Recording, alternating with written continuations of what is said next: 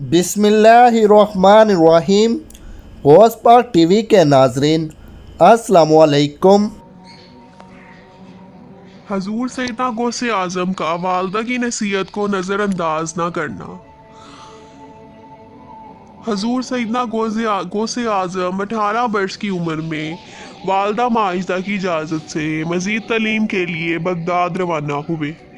आप रहमतुल्लाह अलैह फरमाते हैं कि जब मैं बगदाद के लिए रवाना होने लगा तो वालदा माजिदा ने मुझसे फरमाया कि तुम्हारे वालिद ने तरके में 80 दिनार छोड़े थे। 40 दिनार तुम्हारे भाई के लिए हैं और 40 दिनार तुम्हारे लिए हैं। तुम्हारे दिनार मैंने तुम्हारी कमीज के अंदर सी दिए हैं। मैंने वालदा माजिदा से नसीहत की दरख्वास्त की तो इन्होंने फरमाया, अल्लाह अज़्वजल के अहकामात की पाबंदी करना, हराम से परहेज करना, तकदीर खुदाबंदी पर राज़ी रहना और वहाँ कैसे भी हालात हो झूठ ना बोलना।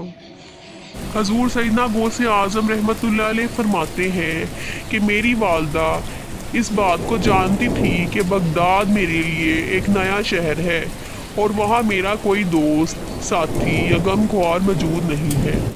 इसलिए उन्होंने एक सरधा खारिज करने के बाद मुझे अल्लाह के सुपुर्द किया।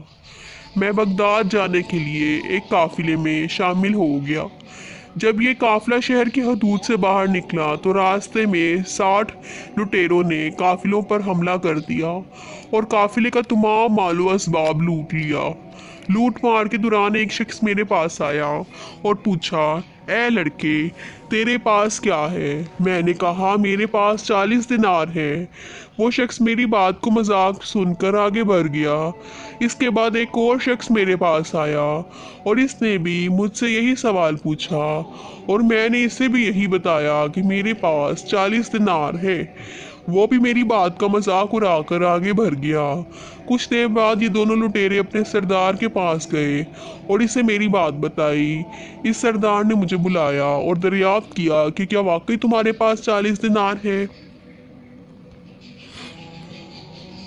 मैंने इसे बताया कि हाँ, मेरी बगल के नीचे सिले हुए हैं।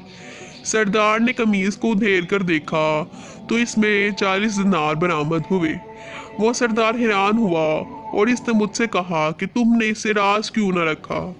तुम्हें सच बताने की क्या ज़रूरत थी?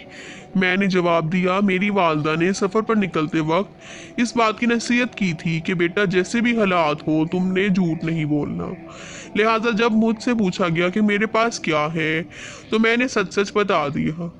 हजूर सैयदना गौसे आज़म रहमतुल्लाह अलैह फरमाते हैं कि मेरी बात सुनकर इस सरदार की आंखों में आंसू आ गए और इसने एक खारिज करते हुए कहा कि तुमने अपनी वालदा का अहद नहीं तोड़ा और एक मैं हूँ जो साल से रब के अहद को तोड़ रहा हूँ और लोगों को लूट रहा हूँ। ये कहकर वो सरदार मेरे कदमों में गिर पड़ा और तौबा करने के बाद तमाम मालो असबाब काफिले वालों को वापस कर दिया। ये पहला मौका था जब किसी शख्स ने मेरे दस्ते मुबारक पर तौबा की। ऐसी मज़ीद वीडियोस के लिए हमारे चैनल को सब्सक्राइब करें और बेल आइकन को क्लिक करना मत भूलें। जज़ाकल्लाह खैर।